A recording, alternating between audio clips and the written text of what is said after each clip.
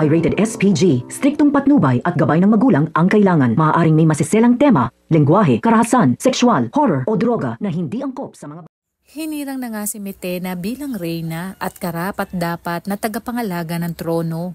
Matapos mabigo ni Saur sa kanyang masamang balak at tuluyan na nga itong namaalam dahil sa kanyang kasamaan. Muli ngang nagbalik sina Olgana at Bishdita at ang mga ito ang nagligtas kay Metena sa mga kamay ni Saur.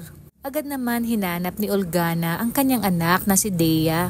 Ngunit ang hindi alam ni Olgana ay umanib na nga si Dea sa mga sangre upang paglingkuran ang itinakdang tagapagmana ng brilyante ng hangin. Kabilang banda, muli ngang nagsama-sama ang mga sangre sa pamumuno ni Terra, ang bagong pinuno ng Lereo, habang pinagtitibay nila ang kanilang pagkakaisa at kapangyarihan ay susubukin naman sila ni Perena ang kanilang lakas upang matiyak na handa na ang mga ito sa nalalapit na digmaan na magtatakda ng kapalaran ng buong Encantadia. Kaya naman tutok lang dahil napakarami pa nating dapat abangan dito sa Encantadia.